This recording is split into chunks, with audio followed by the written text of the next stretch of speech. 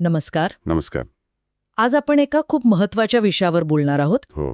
किशोरावस्थेतली मुलं आणि त्यांची भावनात्मक बुद्धिमत्ता. हो, नमस्कार. हा विषय खरंच खूप नाजूक आहे. आपल्याकडे एक मराठी पेरेंटिंग गाईड आहे, त्यातली माहिती आपण आज बघणार आहोत. आणि त्यात स्पष्ट म्हणलंय की किशोरावस्था म्हणजे भावनांचा कल्लोळ असतो ममश. अगदी. कधी एकदम उत्साह, कधी निराशा, राग तर असतोच. तर पालक म्हणून मुलांची ही भावनिक समज, त्यांचं नियंत्रण कसं वाढवायचं हे समजून घेणं गरजेचं आहे. आणि ही माहिती संशोधनावर आधारित आहे, काही उपाय पण दिले आहेत. बरोबर. चला तर मग या माहितीत जरा खोलवर जाऊया आणि महत्वाचे मुद्दे बघूया. नक्कीच. किशोरावस्था म्हणजे बदलांचा काळ असतो, शारीरिक, मानसिक आणि अर्थातच भावनिक. आणि भावनात्मक बुद्धिमत्ता म्हणजे फक्त भावना ओळखणं नाहीये, तर स्वतःच्या आणि दुसऱ्यांच्या भावना समजून घेणं, त्या योग्य प्रकारे हाताळणं आणि वापरणं. अगदी.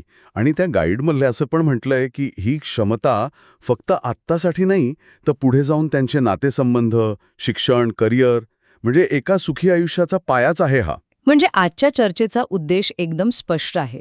या स्रोताच्या आधारावर भावनात्मक बुद्धिमत्तेचे मुख्य घटक कोणते, ते मुलांमध्ये कसे वाढतात आणि सगळ्यात महत्त्वाचं म्हणजे पालक म्हणून आपण काय करू शकतो, बरोबर. हे तपशीलवार समजून घेऊया. ही म्हणजे काय म्हणतात त्याला, तात्पुरती मलमपट्टी नाहीये, नाही. तर मुलांच्या भावनिक आरोग्यासाठी एक लॉंग टर्म इन्व्हेस्टमेंट आहे असं म्हणू शकतो आपण. अगदी बरोबर. गुंतवणूकच आहे ही. तर या पॅरेंटिंग गाईडमध्ये ना भावनात्मक बुद्धिमत्तेचे 5 मुख्य स्तंभ किंवा घटक सांगितले आहेत.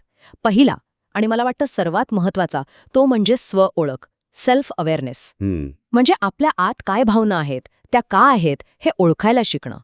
समजा परीक्षेत कमी मार्क मिळाले तर जी निराशा येते, हो, किंवा मित्रांशी भांडण झालं की राग येतो, हे ओळखता येणं. गाईडमध्ये म्हटलंय तसं मला आत्ता राग आलाय हे मान्य करणं ही पहिली पायरी आहे. हो, स्व-ओळख हा खरंच पाया आहे. जोपर्यंत मुलांना कळतच नाहीये की नक्की काय वाटतंय, तोपर्यंत ते हँडल कसं करणार? बरोबर. अनेकदा काय होतं, किशोर गोंधळलेले असतात. त्यांना भीती वाटतेय की चिंता, राग आहे की निराशा हेच कळत नाही. ही स्पष्टता येणं गरजेचं आहे. आणि स्रोतामध्ये हे पण आहे की अनेकदा ते सरसकट म्हणतात त्रास होतोय किंवा स्ट्रेस आलाय, हो, पण त्या मागची नेमकी भावना ओळखायला शिकवणं महत्वाचं आहे. अगदी. आणि एकदा का भावना ओळखली की मग पुढचा टप्पा येतो भावनात्मक नियमन, म्हणजे इमोशनल रेग्युलेशन. म्हणजे त्या भावनेच्या लाटेवर स्वार न होता ती कंट्रोल करायला शिकणं. राग, दुःख, भीती किंवा अगदी खूप जास्त आनंद या तीव्र भावनांना योग्य प्रतिसाद कसा द्यायचा हे ऐकायला सोपं आहे, पण प्रत्यक्षात नाही, सोपं नाहीये अजिबात. तेच. भावनांवर नियंत्रण मिळवणं इतकं सोपं आहे का? स्रोतात काय म्हटलं याबद्दल? नक्कीच. स्रोतात स्पष्ट म्हटलंय की हे सगळ्यात चॅलेंजिंग आहे, पण तितकंच महत्वाचं कौशल्य आहे. आणि नियमन म्हणजे भावना दाबून टाकणं नाहीये बरं का, अच्छा. तर त्या योग्य प्रकारे आणि योग्य वेळी व्यक्त करणं. त्यात काही साधी पण प्रभावी तंत्र दिलेत, जसं राग आला तर 10 पर्यंत आकडे मोजणे, हो, ऐकले मी हे. दीर्घ श्वास घेणं, थोडा वेळ एकट्यात थांबणं, किंवा मग शांत वाटेल असं काहीतरी करणं, संगीत ऐकणं, चित्र काढणं वगैरे. आणि महत्वाचं म्हणजे हे नियमन शिकल्यानं किशोर इम्पल्सिव्ह वागणं टाळू शकतात. म्हणजे रागाच्या भरात काहीतरी बोलून टाकणं किंवा वस्तू फेकणं, हो, होता असं. यावर नियंत्रण येतं. आणि मग त्यांचे इतरांशी संबंध सुधारतात आणि मानसिक शांतता पण टिकून राहते अगदी. म्हणजे स्व-ओळख आणि नियमन हे झालं स्वतःच्या आतल्या जगाबद्दल. आता तिसरा महत्वाचा घटक जो इतरांशी जोडलेला आहे, सहानुभूती, एम्पथी. हो, म्हणजे दुसऱ्या व्यक्तीच्या भावना समजून घेणं आणि त्यांच्या नजरेतून विचार करणं. स्रोतात एक छान उदाहरण आहे, तुझा मित्र शांत का आहे, कदाचित त्याला काहीतरी वाईट वाटलं असेल, असा विचार करायला लावणं. पण सहानुभूती शिकवणं हे जरा अमूर्त वाटतं. म्हणजे रोजच्या जगण्यात पालक हे कसं करू शकतात? काही टिप्स आहेत का स्रोतात? आहे ना. हा महत्वाचा प्रश्न आहे. सहानुभूती काही एका दिवसात शिकवता येत नाही. बरोबर. स्रोत म्हणतं की पालक स्वतःच्या वागण्यातून आदर्श देऊ शकतात. म्हणजे कुटुंबातल्या इतर सदस्यांच्या किंवा मित्रांच्या भावनांबद्दल बोलणं, अच्छा. किंवा कथा, सिनेमे यातल्या पात्रांच्या भावनांबद्दल चर्चा करणं, त्यावेळी त्याला काय वाटलं असेल असं. इतरांना मदत करण्याच्या छोट्या कृतींमधून पण सहानुभूती वाढते. पण इथे एक गोष्ट लक्षात ठेवायला हवी, जी स्रोतात पण अधोरेखित केली आहे. सहानुभूती म्हणजे नेहमी सहमत होणं नाही. हा महत्वाचा मुद्दा आहे. हो. समोरच्याला काय वाटतंय हे समजून घेणं म्हणजे त्याचं वागणं नेहमीच योग्य आहे असं मानणं नव्हे. हा फरक मुलांना समजावून सांगणं गरजेचं आहे. बरोबर. हा फरक खरंच महत्वाचा आहे. पुढचा चौथा घटक आहे सामाजिक कौशल्ये, सोशल स्किल्स. यात मग संवाद साधणं, इतरांशी जुळवून घेणं, मैत्री टिकवणं, ग्रुपमध्ये काम करणं, मतभेद शांतपणे सोडवणं, बऱ्याच गोष्टी येतात. हो. स्रोतामध्ये यासाठी रोल प्ले गेम्स किंवा ग्रुप ॲक्टिव्हिटीज वगैरे सुचवलं आहे. या कौशल्यांचं महत्त्व काय आहे असं स्रोत म्हणतं. स्रोत याला आयुष्याची गुरुकिल्ली म्हणते. कारण शाळेत, खेळताना, मित्र बनवताना आणि पुढे नोकरी व्यवसायात सगळीकडे हे लागतंच. अगदी. चांगली सामाजिक कौशल्य असतील तर लोक सहज जोडले जातात, त्यांना मदत मिळते, अडचणीच्या वेळी ते एकटे पडत नाहीत. आणि भावनात्मक बुद्धिमत्तेचे इतर घटक जसं सहानुभूती आणि नियमन हे सामाजिक कौशल्य आणखी प्रभावी बनवतात. म्हणजे बघा ना, राग कंट्रोल करता येत असेल आणि समोरच्याची भावना समजत असेल तर मतभेद जास्त चांगल्या प्रकारे हाताळता येतात. बरोबर आहे. आणि पाचवा शेवटचा घटक म्हणजे निर्णय क्षमता आणि समस्या सोडवणे, डिसिजन मेकिंग आणि प्रॉब्लेम सॉल्व्हिंग. हो. अनेकदा किशोर भावनांच्या भरात चुकीचे निर्णय घेतात किंवा प्रॉब्लेमवर विचार करण्याऐवजी रिॲक्ट करतात. अगदी. हा घटक त्यांना भावना आणि लॉजिक याचा बॅलन्स साधून विचारपूर्वक निर्णय घ्यायला शिकवतो. स्रोतात एक उदाहरण आहे की पालकांनी विचारायला हवं, तुला राग आलाय हे समजतंय मला, पण आता पुढे काय? ओरडून प्रश्न सुटेल की शांतपणे बोलून? बरोबर. भावनात्मक बुद्धिमत्ता योग्य निर्णय घ्यायला कशी मदत करते यावर स्रोतात भर दिलाय. म्हणजे एखादी समस्या आली की लगेच रिॲक्ट न करता थांबून विचार करणं, पर्याय काय आहेत ते बघणं, परिणामांचा अंदाज घेणं आणि मग ॲक्शन घेणं, ही प्रक्रिया भावनात्मकदृष्ट्या बुद्धिमान व्यक्ती सहज करू शकते. भावना विचारात अडथळा आणण्याऐवजी योग्य दिशेने विचार करायला मदत करू शकतात, हे शिकणं महत्त्वाचं आहे. हे 5 घटक ऐकल्यावर एक गोष्ट तर स्पष्ट झाली की भावनात्मक बुद्धिमत्ता ही काही एका दिवसात येत नाही, ती सतत डेव्हलप करावी लागते. अगदी. आता कळीचा मुद्दा, पालक म्हणून यात काय भूमिका आहे? कारण स्रोत म्हणतं पालकांचा प्रभाव खूप मोठा असतो. पहिला मुद्दा सांगितलाय भावनांचा नमुना देणे, मॉडेलिंग इमोशन्स. हो. म्हणजे आपण पालक म्हणून आपल्या भावना कशा हाताळतो हे मुलांना दाखवणं. बरोबर. किशोर त्यांच्या आजूबाजूच्या मोठ्या माणसांकडून, विशेषतः पालकांकडून नकळतपणे खूप शिकत असतात. जर पालक स्वतः राग आल्यावर ओरडत असतील किंवा टेन्शनमध्ये चिडचिड करत असतील तर मुलं तेच बघणार आणि शिकणार. अगदी. या उलट जर पालक शांतपणे सांगत असतील, मला आज कामाचा थोडा ताण आलाय त्यामुळे मी जरा वेळ शांत बसेन, तर मुलं पण ताण हाताळण्याचे एक पॉझिटिव्ह मार्ग शिकतात.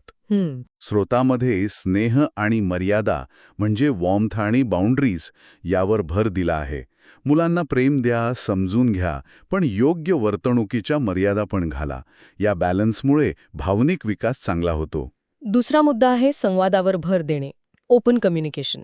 मुलांशी त्यांच्या भावनांबद्दल मोकळेपणाने बोलणं. हो. फक्त अभ्यास कसा चाललाय असं नाही, तर आज शाळेत कसं वाटलं, सध्या कशाची चिंता वाटतेय, असे प्रश्न विचारणं. हे खरंच किती महत्वाचं आहे. पण अनेकदा मुलं बोलायला तयार नसतात. हो, हा प्रॉब्लेम येतो. मग अशा वेळी काय करावं? काही सूचना आहेत का? हो, स्रोत यावर पण बोलतं. संवाद म्हणजे फक्त प्रश्न विचारणं नाही, तर मुलांना एक सुरक्षित, विश्वासार्ह वातावरण देणं. अच्छा. जिथे त्यांना वाटेल की आपल्या भावना सांगितल्या तर कोणी आपल्याला जज करणार नाही किंवा लगेच उपदेश द्यायला लागणार नाही. कधीकधी फक्त शांतपणे ऐकणं पण पुरतं. जर मुलं लगेच बोलत नसतील तर त्यांना वेळ द्यावा. पालक स्वतःच्या भावनांबद्दल, दिवसातल्या अनुभवांबद्दल थोडं शेअर करू शकतात. हो, याने त्यांनाही बोलायला प्रोत्साहन मिळेल. अगदी. आणि महत्त्वाचं म्हणजे त्यांच्या भावना कितीही छोट्या किंवा आपल्याला अवास्तव वाटल्या तरी त्या फेटाळून लावू नयेत. एवढ्याशा गोष्टीवरून काय रडतोस असं नाही. हा मुद्दा खरंच महत्वाचा आहे. तिसरा उपाय आहे भावनात्मक शब्दकोश विकसित करणे, इमोशन व्होकॅब्युलरी. हो. मुलांना फक्त आनंदी आणि दुःखी यापलीकडे जाऊन भावनांसाठी नेमके शब्द वापरायला शिकवणं. जसं की निराश, उत्साहित, भयभीत, चिंताग्रस्त, अपराधी, कृतज्ञ. बरोबर. यामुळे काय फरक पडतो? खूप मोठा फरक पडतो. जेव्हा आपण आपल्या भावनांना अचूक नाव देऊ शकतो तेव्हा त्या जास्त स्पष्टपणे समजतात आणि मग त्यावर नियंत्रण ठेवणं सोपं जातं. म्हणजे मला वाईट वाटतंय हे खूप जनरल आहे, पण मला एकटं वाटतंय किंवा मला अपयश आल्यासारखं वाटतंय असं म्हटलं की त्या भावनेला फेस करणं सोपं होतं. अच्छा. स्रोत सांगतं की पालक कथांमधून, चर्चेतून किंवा रोजच्या बोलण्यात पण जाणीवपूर्वक वेगवेगळ्या भावनांचे शब्द वापरून मुलांचा हा शब्दकोश वाढवू शकतात. हे इंटरेस्टिंग आहे. पुढे मनःशांती आणि तणाव व्यवस्थापन म्हणजे माइंडफुलनेस आणि स्ट्रेस मॅनेजमेंट टेक्निक्सचा उल्लेख आहे. हो, यात मग ध्यान, श्वासाचे व्यायाम, योगा किंवा अगदी कला, संगीत, निसर्गात फिरणं या गोष्टी येतात. किशोरांसाठी हे किती महत्वाचं आहे? खूपच महत्वाचं आहे. कारण किशोरावस्था हा प्रचंड तणावाचा काळ असू शकतो. अभ्यासाचं टेन्शन, मित्रमैत्रिणींमधले प्रॉब्लेम्स, भविष्याची चिंता, स्वतःची ओळख शोधणं. बरोबर. अशा वेळी मन शांत ठेवायला आणि स्ट्रेस कमी करायला शिकवणारी तंत्र खूप उपयोगी ठरतात. स्रोत म्हणतं की या गोष्टी फक्त स्ट्रेस कमी करत नाहीत, तर स्व-ओळख आणि भावनात्मक नियमन वाढवायला पण मदत करतात. हो का? हो, अगदी 5-10 मिनिटांचा रोजचा सराव पण फरक घडू शकतो. आणि शेवटचा पण महत्वाचा मुद्दा आहे सकारात्मक पुनर्बळवणूक, पॉझिटिव्ह रिइन्फोर्समेंट. जेव्हा मुलं त्यांच्या भावना योग्य प्रकारे हाताळतात किंवा व्यक्त करतात, तेव्हा त्यांचं कौतुक करणं, जसं की तू इतका चिडला होतास पण तरी शांत राहून बोललास, हे बघून खूप बरं वाटलं. अगदी. किंवा मित्राला मदत केलीस, हे खूप छान आहे. हो, अशा खरं कौतुक केल्यामुळे मुलांना कळतं की कोणतं वागणं योग्य आहे आणि त्यांना तेच वागणं परत करायला प्रोत्साहन मिळतं. हे फक्त मोठ्या यशासाठी नाही, तर छोट्या छोट्या प्रयत्नांसाठी पण करायला हवं, असं स्रोत सुचवतं. याने मुलांचा आत्मविश्वास वाढतो आणि ते भावनिक आव्हानं स्वीकारायला जास्त तयार होतात. हे सगळं ऐकायला खूप छान वाटतंय, पण प्रत्यक्षात पालकांना अनेक चॅलेंजेस येतात. या स्रोतामध्ये किशोरांच्या काही कॉमन समस्या आणि त्यावरचे उपाय पण थोडक्यात दिले आहेत. जसं की अनेकांना अनुभव येतो रागाचे अचानक येणारे तीव्र झटके, सडन अँगर आउटबर्स्ट्स. अशा वेळी काय करायचं? हो, तर स्रोत म्हणतं की अशावेळी पालकांनी स्वतः शांत राहणं खूप महत्वाचं आहे. हे सगळ्यात अवघड आहे. खरंय, पण प्रतिवाद करण्याऐवजी किंवा लगेच शिक्षा देण्याऐवजी मुलाला शांत होण्याची संधी द्यावी. कदाचित त्याला थोडा वेळ एकटं राहायची गरज असेल, एक कूल डाऊन वेळ. नंतर जेव्हा तो शांत होईल तेव्हा त्या रागामागचं कारण काय होतं आणि ती भावना वेगळ्या प्रकारे कशी हाताळता आली असती यावर चर्चा करावी. रागाच्या भरात निर्णय घेण्याचे काय तोटे होतात हे समजावून सांगावं. आणखी एक समस्या म्हणजे भावनांचा अतिरेक, इमोशनल ओव्हरवेल्म. जेव्हा एकाच वेळी खूप भावना दाटून येतात आणि काय करावं हेच कळत नाही. हो, हे पण किशोरवयात खूप कॉमन आहे.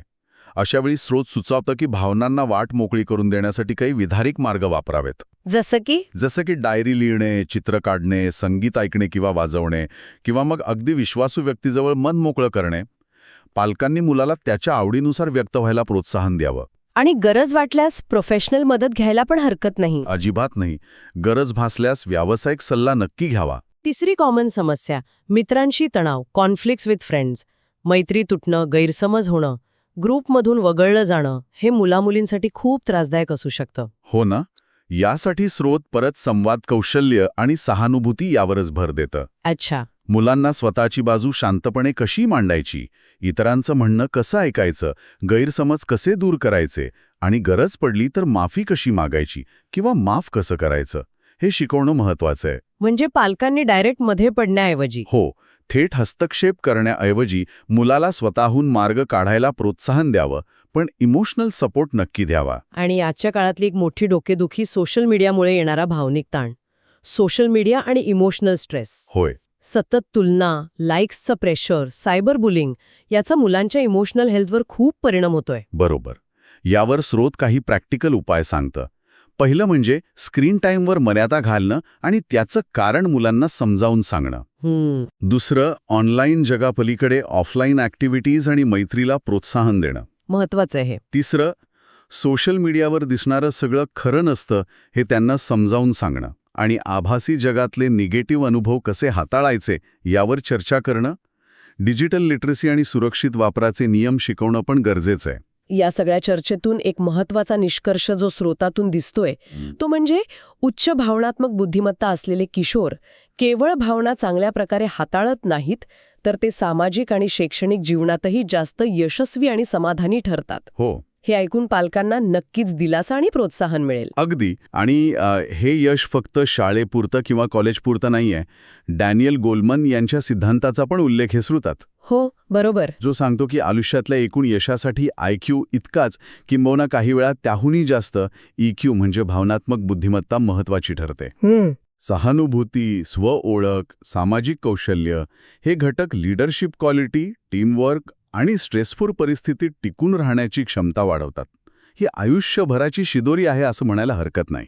तर या सखोल चर्चेतून आपण भावनात्मक बुद्धिमत्तेचे 5 मुख्य पैलू स्वओळख, नियमन, सहानुभूती, सामाजिक कौशल्य आणि निर्णय क्षमता समजून घेतले. आणि सर्वात महत्त्वाचं म्हणजे पालक म्हणून आपण मुलांना या प्रवासात कशी साथ देऊ शकतो याचे अनेक मार्ग पाहिले.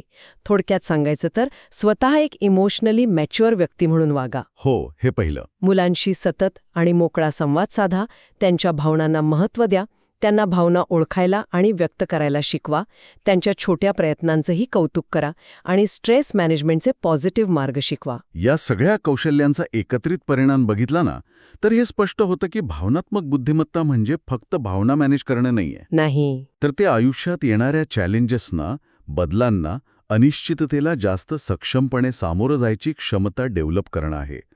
ही स्किल्स किशोरांना जास्त लवचिक म्हणजे रेझिलियंट बनवतात. बरोबर. त्यांना स्वतःला आणि इतरांना जास्त खोलवर समजून घ्यायला मदत करतात. आपण अनेकदा मुलांच्या अभ्यासावर, मार्कांवर फोकस करतो. हो, पण त्यांच्या भावनिक विकासासाठी जाणीवपूर्वक वेळ आणि प्रयत्न देणं किती गरजेचं आहे हा विचार करण्यासारखा मुद्दा आहे नक्कीच. खरंच. भावनात्मक बुद्धिमत्ता ही केवळ एक सॉफ्ट स्किल नाही, तर ती एका निरोगी, समाधानी आणि यशस्वी आयुष्याचा आधारस्तंभ आहे. अगदी. आणि हा पाया घालण्यात पालकांची भूमिका किती महत्वाची आहे हे या चर्चेतून परत एकदा अधोरेखित झालं. आजच्या या विचारमंथनात सहभागी झाल्याबद्दल धन्यवाद.